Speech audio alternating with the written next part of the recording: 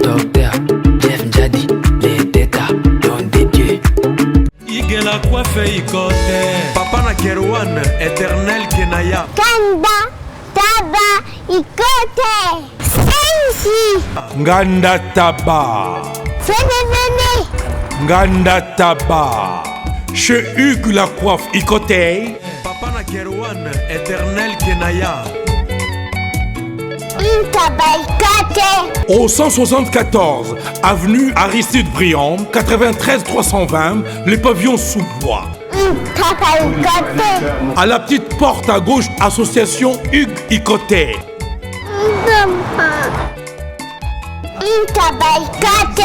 01 41 55 0000. Ntaba Icotey. Descartes Construction et yeah! Fini l'inquiétude pour la réalisation de vos constructions de rêves en RDC au prix imbattable. Grâce à votre entreprise installée en RDC uniquement pour vous, spécialisée en construction, réfection, bâtiments, immeubles, vente de terrains, travaux publics avec les ingénieurs architectes qualifiés au prix incroyable. Descartes Construction est aussi spécialisée en luminosité des bâtiments et éclairage public. Installation des systèmes d'alerte, intrusion pour des maisons et véhicules et tout d'autres services. Nous acceptons aussi les paiements par tranche au prix incroyable. Pas d'hésitation avec Descartes Construction. Vous serez jamais déçus. Pour tout contact, notre email est descartesconstruction@gmail.com. Notre numéro de contact plus 447 93 92 82 813 et appelez-nous pour Kinshasa plus 243 89 91 56 86 2. Descartes Construction à Tozana Mbongo Moké, opération Tongana RDC. L'agence d'export et d'import Michelo Atlantic Shipping et yé bana ya Canada, bana ya USA, bomi tongisa lisusu te. Pour tous vos achats et ventes de voitures, pièces de rechange et les accessoires possibles. Na koti na ba koli na bino na Kinshasa, bomi tongisa penza te. Please, bakoya koza koli tina ndako. Pour tout contact, benga Michel Lukadi. Plus 1 508 371 60 43 USA na Canada. Pour na Kinshasa, benga na plus 243 89 551 30 38. Michelo Atlantic Shipping. Yaboye, Bazu wapi. Raph Ngindou, félicitations pour la promotion, c'est la rapport d'artiste. Que Dieu te bénisse. À connaît pas demander, il n'y a rien en face. Ici Cappuccino, LB, Rambo 2, Mister Double Face, la musique bio sans microbes. Suivez Congo Promo TV avec le PDG Raph Ngindou. Eh ben, on est makambo, bison des solutions. Nanenga mabete Congo Promo Raph Ngindou, aza mutu aza na mbongo boga, aza na bakara danger. Donc, mutanzalate. En tout cas, félicitations, merci Sito et Oumela. Raph Ngindou, le présentateur de la force créative Congo Promo. Borotos à la force militaire de Congo Promo. Et faites comme moi, allez voir Congo Promo, tv5.com. Donc au nom de Jésus-Christ, nous bénissons le Congo Promo. Avec Raph Ngindou, Congo Promo ne tombera jamais. Piccolo Congo Promo nde. Ouais, balobi Raph Ngindou. Congo Promo toujours, grande puissance. Come Congo Promo qui torcos net in a film. Congo Promo babundana nango. Raph Ngindou. Congo Promo. What a plus, what a boss là. Vous informer, c'est notre devoir. C'est l'heure de votre magazine Le Collier à Mandela qui est présenté par Sergio Chamba depuis l'Afrique du Sud. Premier fils à Papa Raph Ngindou, que je remercie beaucoup pour l'opportunité. Quand je vois Papa Raph Ngindou, je vois directement sans hésiter les docteurs Jeff Diadi Leteta. Je répète encore, les docteurs Jeff Diadi Leteta. Congolais ne sont diminués. Magazine Le Collier à Mandela, ils ont visité les coachs internationaux. Gina Betoko, au hasard à l'honneur na minute oyoyo. Nako loba mingi te na linga bino moko bo découvrir parce que chez Congo Promo sometime découvrir, comprendre parce que ici c'est vraiment l'information là j'ai dit aussi merci à lui le boss le number one Papa Fengindu pour l'opportunité aujourd'hui ça toujours moi à évoluer parce que moi c'est vraiment l'information na créativité pour batuba luka balandanga na pesa information kaka ndenge zali brut. Mais tout traite avec information parce que tout ça va journaliste, tout ça va chroniqueur. Quand je parle de Papa Fengindu directement sans hésiter, je vois le docteur Jeff Diadi, les Teta, au Congolais, nous sommes dimi, à d'autres Congolais. Tout ça, la commentaire Sima. Tout que non, tout coûte un code Gina et puis, nous avons la bino. À suivre.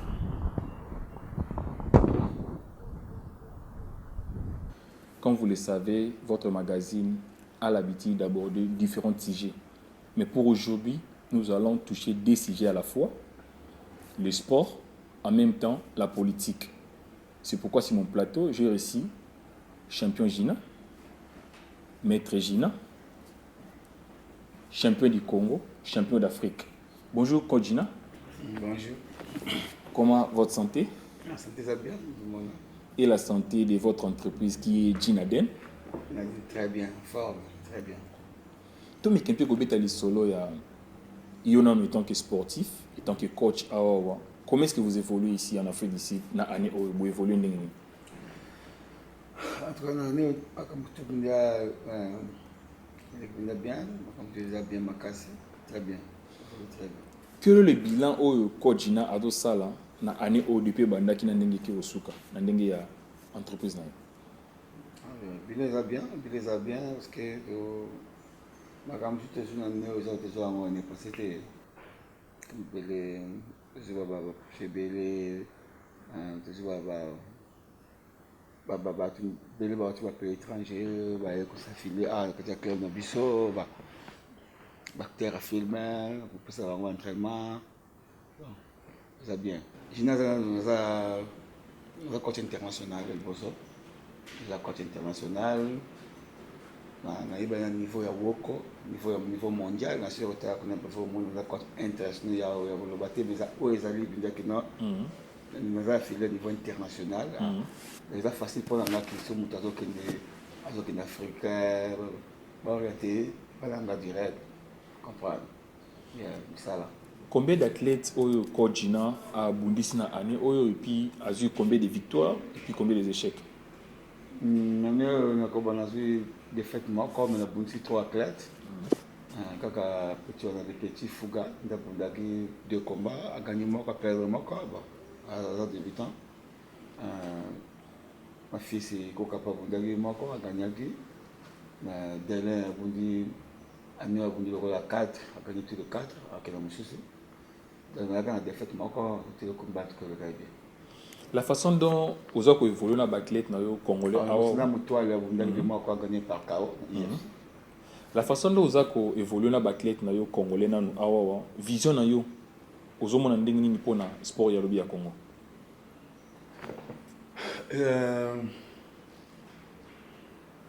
Na évidemment pour nous entendre après mais tant on a comprendre na moi le que et bando bazo évolue awa soki un jour balandi likolo na biso de ça ça ka esiko kala bitumba te likolo na biso de ça là un jour so bazo mboka za mboka comme normal mboka comme stable il faut ça bien pour la mboka biso pe profit ma casse pour biso.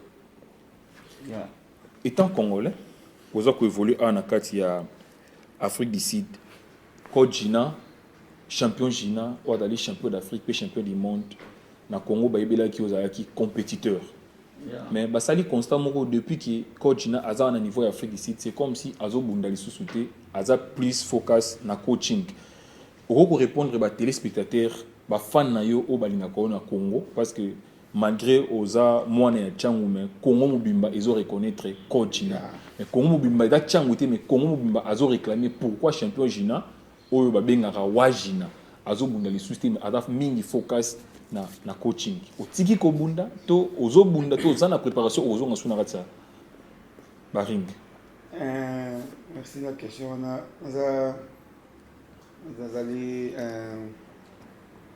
star menene à action Ceux qui n'ont pas fait officiellement que Maître Gina c'est le jubilé, voilà. Jusqu'à là, tu n'as pas dans mon repos, dans la raison personnelle, pour le bâtiment pour la quitter l'organisation, sur Macambo et les Kébiso, il y a qui n'a repos. Dans Zonga, c'est peu la Zonga. Vous promettez mon corrosion. Oui, il faut la Zonga parce que l'organisation est assez bimi. La génération n'a pas tout, la Zonga, la Soldier Boy, la Dani Chico, Autobuna, la promotion encore. La Zonga, la Zonga, la Zonga. Déjà, il y a une raison pour que que tout paiement. Mais tout rôle dans la télévision, tu pour l'organisation, tu as ban sur la carte de la bunda. Tu consultes le blog de tu pénaliser ban comme si tu avais traité ban. Mais tout ça, on a quatre pour que tu aies officiellement tu as on peut mettre génétique et c'est jubilé.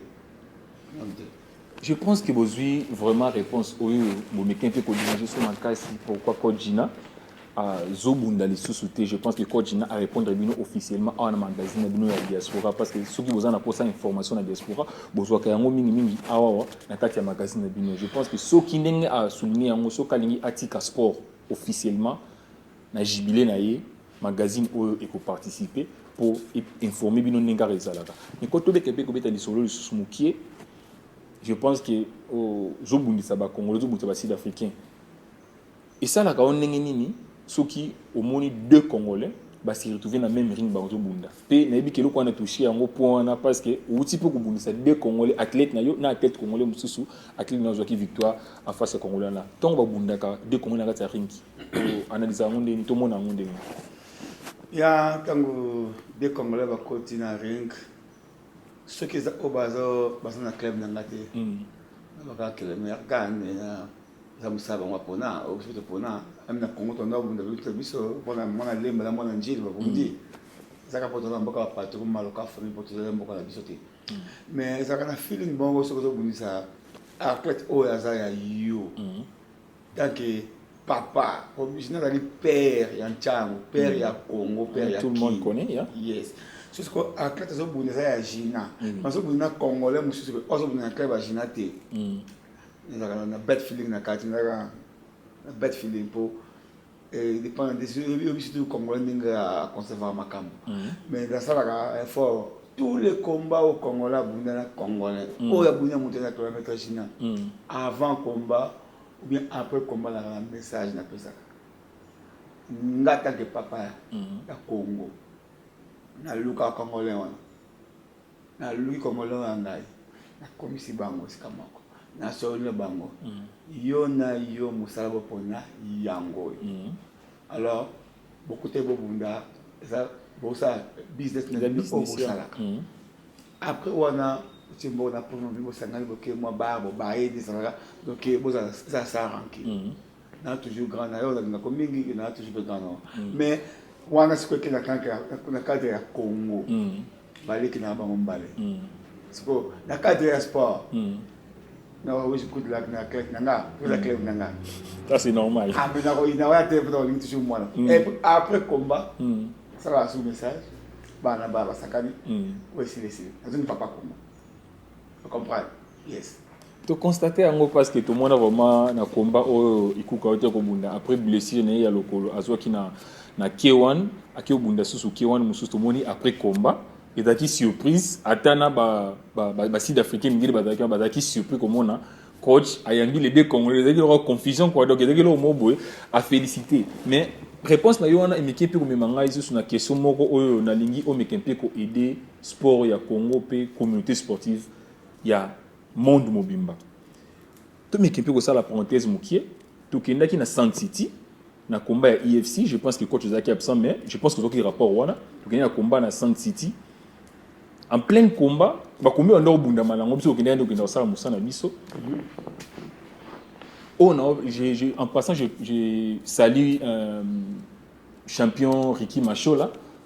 On a bien un boss fighter. Après combat parce que combat au au bout après combat il faut bonner la ceinture. Donc c'est la combat ceinture après ça. Est-ce qu'on a catégorie bateau fa bonner la bango champion d'achat a doit faire partie. Code MM13 et puis code MM14. Papa, bonjour, mais tu vas te m'abattre. Ban, Papa, nini ngoza kuyima boy. Kasera mombaka ngango. Yoko mumune yoko yo zibe service eh. Awa na zibe service. Tout le monde a la servi. Eko ngai. Nani ngai kunzi. Yebisa kunzi. Ozala ki presi. Lou. Tournez pour quitter. Puisque zibe service na janvier, tozana kati Angola. Angola. Brazzaville balali. Omoni. Kuzanga kuiba ezali liwe mbimboneo. Na Brazzaville pe. Na Brazzaville. Toza pelisusu wana ZB service. Bato ebele bazokufa po na ba agence. Voilà. Agence ya si na Europe mobimba. Bato bofani na France. Bozo kokende na Rennes. Bo uti Lausanne. Boke na Rennes. Bo tie biloko na bino bozo na Paris. Rennes. Biloko wana nyonso toza kuya. Non papa. Aza mundele te. Congolais lokola ngai na ye. ZB service. Papa. Baleka kapé sérieux boy. Merci. Kosanga mwandam. Merci. ZB service. Agence pas comme les autres. Igela coiffe ikote. Papa na Kerouan, éternel Kenaya. Espace de cérémonie chez Hugues la coiffe Icoté. Un cadre spécial pour vos cérémonies conviviales. Pour vos retraits de deuil, matanga, fiançailles, baptême, anniversaire, au 174 avenue Aristide Briand, le pavillon sous-bois, dans le 9-3. Référence, Salon Hugues la coiffe Icoté. Votre réservation au 01 41 55 0000. Congo promo défaté. Bolanda Congo promo pour ezoloba vérité. Avec Congo promo, it's not the same.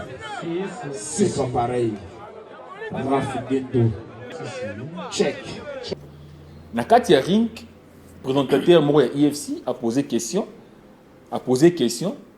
Challenge anayo o nini ozomona o kobuna na bi impression eza nini na victoire na o utiko gagner.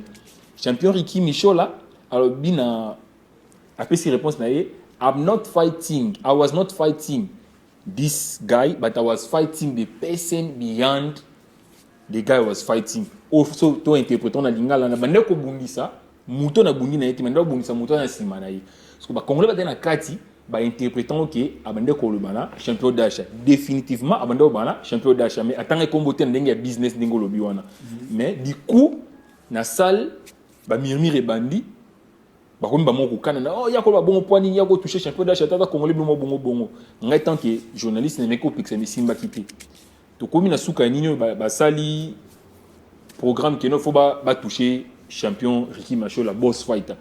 Pe na kanisa ndiye ba je à ma grande surprise na attends qui na conférence na presse conférence ou bien na conférence de presse judoka mo avec un moment a tindiki champion ezala ki soni makasi komona ba congolais ba do bunda. Et puis à ma grande surprise il s'appelle sportif moko ya je pense EBA Moyo a sali live à commenter les Congolese fighter are fighting each other. Yo na eloko ani salama kwenta ki papa ya sport. Conseil européen ça bandi ko na biso nyonso. Ko bana na champion Ricky Machola na bandi ko na suba na kati ya sport wana basaki des autres pour ne pas citer leur nom. Il a passé il a un peu de ma be makasi.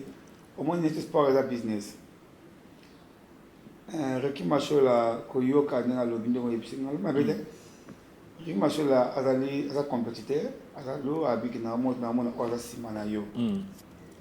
Bon ata yete tous les lourds bazala ba na ka champion d'achat. Déjà ça va start na bango, azali lourd na bango, o ya asibi ceinture na bango na catégorie wana. Vous tout ça pour ça bunda ceinture wana a mona ka d'achat. Déjà fata fier nango, mu tout ça mi se pas d'achat, ada fier. Bato ba misi bobulu na limite ko za d'achat ko tinda bango. Na limite ko za pe na penser à d'achat. Azaki même absent na rata ça. Ya ezali bango moko ndi bango ndi mutu ba tamboli vraiment be makasi. En tout cas faut pas luka Machola ba ça na skills pour tout continuer bonne marche.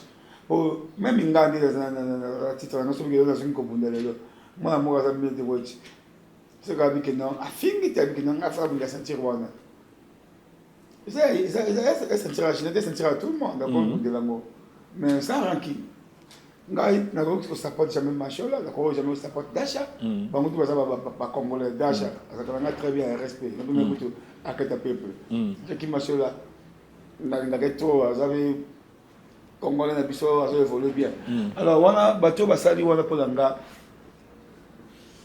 ba mérité na mettre ça fait ba mérité beaucoup ça pour la raison du point comment je vais comment abonder pour la ceinture et là c'est moi qui m'a sur la dash pour vous aider je déjà rien et là c'est reste déjà embêté azo le bana business le quoi dans le mot il faut na comment étape ata déjà combien qui c'est que na champion champion ça là champion c'est mettre dash il faut na comment la champion na comment le champion il faut la bonne il faut la champion pendant nga so na dash nous y aura fier donc tous les lourds à la poste d'achat non surtout les stars na bango à champion bango la leader na bango na miniche zaïe c'est que sur le match avec cette qui il faut comme wana donc on est le match azol ba o azo senti a ko ina que ça tena limite ko ina dash azol ba o ya senti bien de bouger mon mabé ba tunde ba bouger mon mabé ba zo mon mabé te ba tika bloko ba me ba confiter tout ça la maturité to kola to ba ba longo ba kanisi wana ki donc ça voyez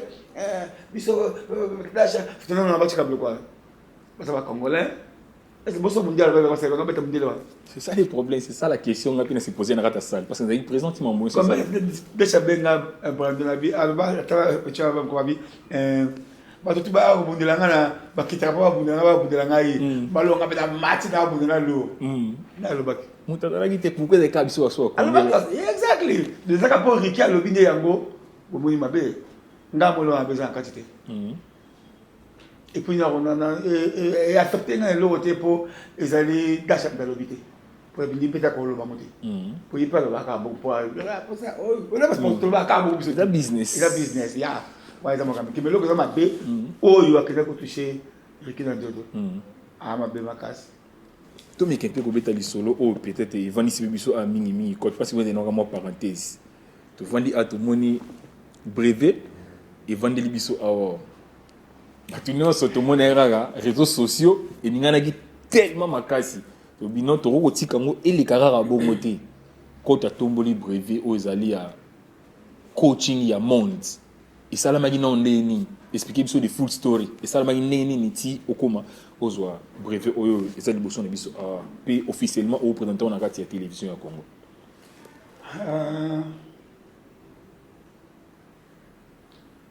au niveau on a joué Congolais ni koza mtu Galboso. Tukayana ba club biso amini le kaba ba entraîneur ba club ba records akira kiwan entraîneur coach ya trawa meka la kiwana ba coach bele. Ngai donc woko décidé ba pesa na oyo koyeba ba comme mamule koyeba le mingi. Koyeba zakile kolo makasi. Na souffrir nango pour ça la pour ça ngo test nango ba check ko na rengo buna 2 personnes ba moko. On va filmer et ça juste ma casse les akoyeba na yebi connaissance ya yebi mingi all star ezali ya all star ya kickboxing ils ont mon yango la ceinture noire Afrique na 10e Afrique na 10e ça commentaire il faut un classement na 10e juillet ils ont demandé ça on a faut la namo bien ils allaient à All Star, All Star Kickboxing, le modèle pro kickboxing, nous allons voir, ils allaient, ils ont un, c'est hôtel A, ils allaient, Saka, c'est le cola, armes actuelles Afrique du Sud, armes de judo, boxe, armes actuelles, nous sommes tous à quatre, bassinier yango, nous sommes massa, bassinier yango, maçonnier yango, bassinier yango, massa, ils allaient Wasa massa, ya massa. C'est ça que j'allais par de ça que j'allais à kickboxing. Yeah. Kickboxing il y a Afrique du Sud. Afrique du Sud mobile. Bassini yango. On est allé mix, allé marcho, arm marcho Afrique du Sud. Bassini yango. Tu connais où ils allaient international affiliation. Ils allaient World Association Kickboxing Organization. World is a monde mobile. Donc niveau mondial. Il va préciser à quel niveau international affiliation. Banyati yango, mutapisa mpezali numéro 1 il y a arme action ils affectent donc si je comprends bien Ozala qui yo mon côté na catégorie bodala qui est belé mais au milieu parmi la sélection du premier 4 Jimmy Minene au va coach on va yaki nango ba yaki ça qui mais ça c'est quoi yeba ba toi va sentir ba pepe on a c'est là parce que c'est 3 donc ba 4 va comment niveau na comme des maman et car donc ça prend la banque ça prend la boca toujours on a toujours pour la boca vous comprenez que on a toujours qu'on travaille le niveau là comme dans le niveau ba ça va des besoins ba ebengo ba international na Congo ba international ya mboka so zaki pour ceux qui ont niveau mondial un comment on de Kewan na droit koloba pour ceux qui ont le lobby nous anani mais ça on a le lobby na seul comme on a discuté on discuter à la black belt na bis si je comprends bien aujourd'hui sous votre autorisation donc si je comprends bien les lots République démocratique du Congo, il faut la fière. Il y a Kodjina, Betoko, Pona, récite il y a brevet Oyo. Voilà. Le gami koleka a le collègue Mandela pour y mettre ça comme réalité pour nous avoir réalité si ba commenter ba benga ko benga na ya usa musala ba réalité zo mona ba réalité zo mona na ya ko sa musaba na bundi ça ana ko a quatre fois bundi discipline nyonso professionnel zangai nyonso discipline tout o ba buna box le buno tina WBF K1 ne bundi na champion lelo moi tay ne bundi na sentira essai donc le bundi MMA na bundi ngo professionnel donc yango dona musa ce que bien na sana susa mboka na makasi mo isa le retour na boke juste na que le mboka Congo bo un baloka entraîneur national parce que mutu ba cheka ba Gina isa ya Sambate isa ya solo comprendre et puis il faut tous les armes il faut penser en respect pour armes action ya Afrique c'est bon tous les jeans armes action so coach na banga ali affilié armes action il faut respecter yes nyos is a must armes action yes le président armes action numéro 1 ya Afrique c'est bon il est signé ils ont gâté président boxe il y a un président armes action il y a armes action ensemble quoi yes et puis kickboxing niveau mondial, niveau international, il n'y a pas de quand est-ce que Kodjina a d'autres pensées à qui nous présenter bijoux Oyo parce que Oyo a plus que même la ceinture à mon avis il a plus que la ceinture donc Oyo a la valeur que les cabas ceinture autre parce que Oyo coach kozana Oyo on a droit à entraîner qu'on encadrer na ba ceinture donc ça veut dire Azad ali kolo même il y a ba ceinture quand est-ce que vous pensez au qui nous présenter au ministère na biso na zo penser na ko kende moi stabilité bizarre mboka ko les cas élection ba ni les cas ni na kende comme non mais bango sentir mais bango haute na sala non mais bango ba tous les ba dans joie non mais bango to me kempede na me kempe ko expliquer ba téléspectateur na biso ne bandeleke to retoucher des sujets to me kempe ko toucher sujet aux ali à carrière na yo brevet aux biso bijoux oyo bozomona awa eza na kakate na biso awa o très bientôt là coach a ko annoncer jour na kitana kimba remettre yango na ministère na biso mais tout mec un peu ko beta lisolo tant que congolais à diaspora awa quel est votre point de vue par rapport à Mboka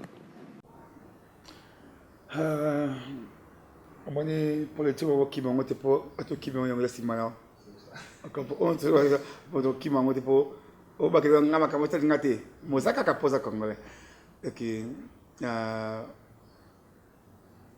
décidé de makamotelo lokola ba élection makamotelo ya mboka toujours wish ka good luck na mboka tous les canapés ça bande ko kuna tamso to fani to vivre bien ça bande ko kuna toujours wish good luck mboka la biso quoi et tant que congolais muno surtout azana favori na ye muno surtout azana mutu na ye même pas na ndeko na ye azana pire ye oyo peut-être puis à postuler yo étant que congolais zapi derrière na mo mutu na yo moko bo na kati ya maponomi oyo zoya le 23 décembre oyo pour la vote en tout cas ngasa la kama sentiment na niveau présidentiel en tout cas ça mutu te pone i na vana bango venga te na ko bate pour la mutu la sir na ye niveau local provincial on a moto ça moto on a passage obligé à Balanchangu ça moto ça passage obligé ya c'était wana ça moto wango nani kasi bato so bafani bazila nde bayibati pour la wana moto ça moto ka pour la ngate ça moto pour la bato to mon vieux bienvenu Kamba na maboko ye venda ngoli ngati faut tchali boko atwa ndoki faut tchaka liboko Côte Wajina Gina Den.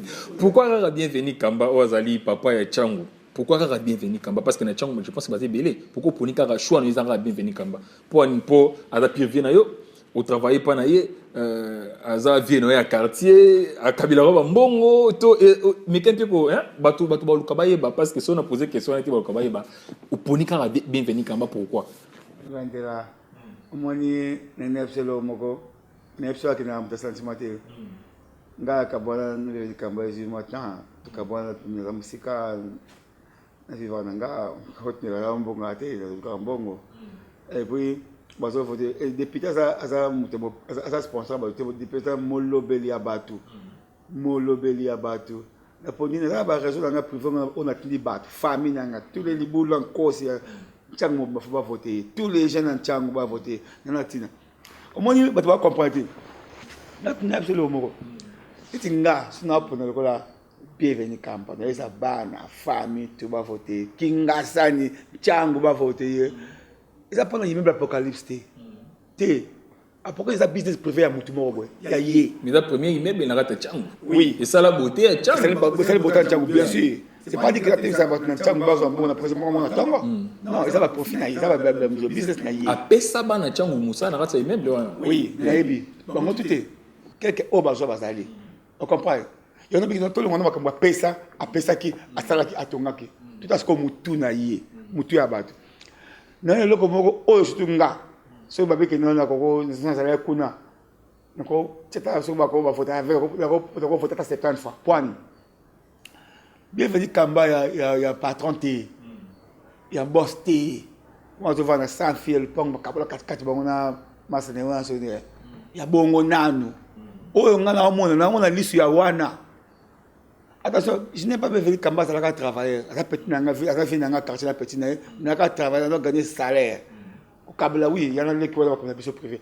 Mais si on a un pour la bateau, non, il y a un niveau, il y a l'autre qui est supposé à l'Apocalypse. Non. Il y a un surpris que non, quand tu m'as apostillé, ça a un plaisir, mais pour les gars, il n'a pas monté. Il y a une question, et ça, il y a un qui non. Il y a un plaisir, apostillé, tant qu'il est entrepreneur, mais il y a un apostillé. Ça, il y a maman a plaisir à se ganter.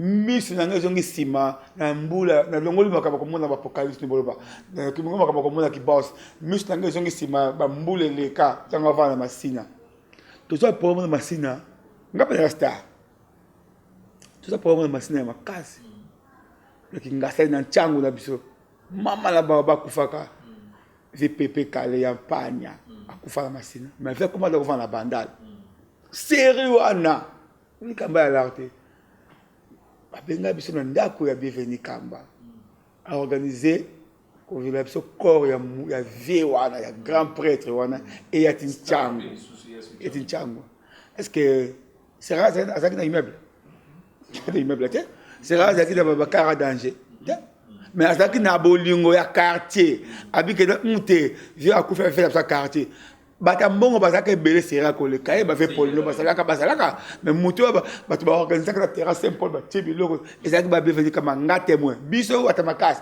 ba benga ka biso te kindaka wala ngai jina na masala ngai nani mbata le chura mboma abengi biso na parler to vandi afuti na biso ba mbongo pour te organiser sécurité ya ba pepe kale e ya tina quartier na biso. Ouais, ça va base par là. Et là, c'est alors mettre Gina Koufi dans l'Afrique du Sud, mettre la Koufi dans les États-Unis à cause de le comme ça, bolingo, vous comprenez? Bolingo, ou alors moko, parce que ils ont bolingo ma casse. Pour ça, là, on peut y être. Et puis, tu vas battre parce que c'est moi. Il y a un groupe na y donc y est, donc né, c'est bolingo. Mais si on a ma pépé calé, tu as plus. Est-ce que y a un peut-être? Mais les colos le quoi là, tu clanes à monter, maman ah, tu fais la moins. Quand on déconnecté, bakali muluba yaso muyanji mais bafandika te wana rester ko avion il faut ya kaka awa il faut ya kaka a payer na kanda na bango na makasi na bango na ba moyena bango basali yangwana. Profitez de l'occasion na tala caméra na biso passer message na bana ya changu nyonso oyo quelques députés baza sur place basali lo morote parce que za lango ka raso mutenga postuler ne aye aluka se faire remarquer abanda okosa kosa sikoyo bienvenue Kamba wazali futur honorable ya changu passer message moko oyo et ko motiver bana ya changu pour ba voter l'honorable bienvenue Kamba na niveau ya changu. Nesi ngapenda message na ngezali ke bana biso ya changu nyonso tu makamose bele na meko zo sabine miso sima tam sukana kamoja ya muke pour me comprendre on a zoloba comprendre donc bino nyonso tu en tout cas passage obligé faut voter viwana faut voter mutuana bo voter pour ça tout bon voter bo voter pour azala vraiment le beli na biso na changu azala vraiment le beli pour ça mutu oyo ana souci ya quartier na ye. C'est un petit exemple bakama mbongwa. Par exemple le comme ya mawa beaucoup feli mawa mutu mokambi mi atie mbongo. Vous allez comprendre. Yes. Donc na bino bongo. Tout ça ba na Congo ba avec nous bazali ba ko tshaba mbongo bele pe ba. Salami c'est riwana. Nous ba kino botala mutema, botala mingi mutema, botala na apocalypse vendete. Bolongo la mission apocalypse vendete. Po musoko ba kino na voter pour na msala te. Bolongo la mission apocalypse vendete. Bozonga pena bozonga sa tabi fidi kamba ya couper ya bo mwana ya couper. Bozonga sa dans le niveau ya ndako ba kabola na masina. Bozonga sa niveau wana nanu. Bota mutema na et c'est va ki bino ou pas. Après wana de bo mona kilomètre je n'ai raison on a partagé le budget. Tout bien fini kamba na chango. Un message nanga. Comme déjà presque na souka ya magazine biso et ça so plaisir makasi koyamba yo malgré ba occupation na yo mais quelque déjà dédicace na ba oyo lingaka ba vanda et puis bande kolanda yo au toshite puis quelques messages à mokusi ou peut-être ozali nango pour lancer na population congolaise et puis sportive. Ya ntuka ntika fa message na ba ko pesa mboti na bato bazayango ba o basa pendanga itu Master maître Moviel Vandam Angola, na Luanda, Azama de Caire, Bikaka, Sinanga Abuba, des machines américains, Master Mande, champion Bill Kaous, Wazawa, Toby Boss, Jos, Chupa Cœur de Lion, Fils Makuka, Caprice Wazinga, Mutual, Tim Tumobimba, les petits, Bote Minabil Makasi, Boknamaka Musala, message na pesa scopo na Mbokake, Ngashina. À chrétien peuple nazoya nazabina ko ya après l'élection oyo ndamba singi penza ifona ya komonza o tezil banda na mboka bot na maître Baïgo bot be maître bot na maître Baba Mana maître Gana EBT maître Love bot de Blanc. C'était vraiment un réel plaisir de savoir que vous étiez vraiment nombreux à nous suivre partout dans le monde. Nous sommes vraiment arrivés à la fin de notre magazine qui était présenté par Sergio Chawamba depuis l'Afrique du Sud. Je dis un grand merci à Madame Jing Nawej qui me suit en ce moment depuis Kinshasa, République démocratique du Congo. Ici, vous avez vraiment aimé l'émission. Let's Together, Aswan, Toloba, merci. N'a pas Edi. Il y a un qui au four et moulin pour Asalaki, Oye et mon ennemi, c'est un nouveau CP. On peut n'appeler merci Mingi. Là je vois Mertens Madada papa social na bosanité na niveau ya Kinshasa wana nebi ki vili de Jobek aux un niveau ya Kinshasa très bientôt là ozonga a Sergio Chawamba bazara à l'attente azozelaka kana azozelaka parce que na bi osani ozonga na PSP merci na Kodjina puis na PSP merci na Batlet nyo surtout ya kati ya Gina Den na bosanité pété wana fona tanga kombo parce que na oyanga masa donc ikuka champion ikuka yoza ya parler na bosanité pété na pesimbo de tarabozé belé Alex Kabangu donc family toujours donc et c'est plaisir makasi pour le moment on se dit vraiment au revoir tout kutana mingi mingi na mikoleza koya bye.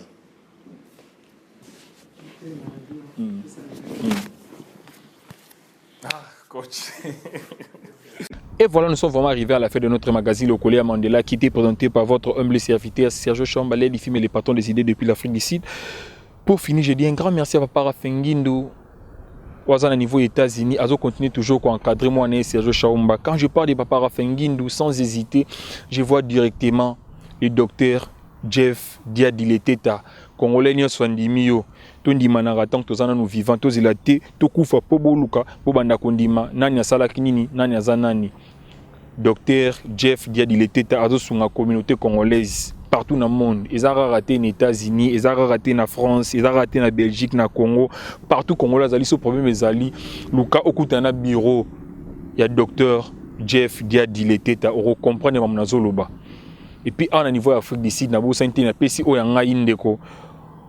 Le boss Mertens Madada, papa social, psaume 23, quand je parle de boss Madada Mertens, étoile, directement je vois les champions impolis, Bouker Mongo, Lissoupe Litoya Mokonzi.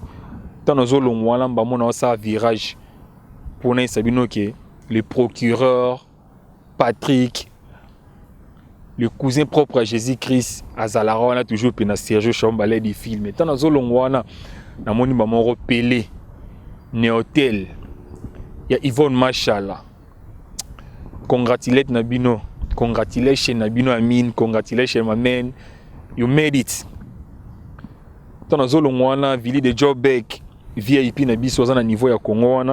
Quand on est l'autre fois, vous continuez à combattre la FARDC, vous continuez à combattre la ville de Jobek parce que tous les à un niveau de diaspora, Assanine Azong et la Bisso.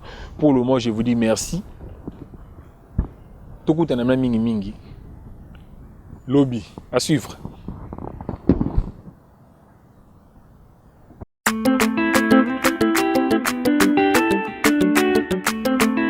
Enos. Docteur Jeff Jadi, les détas dont des dieux.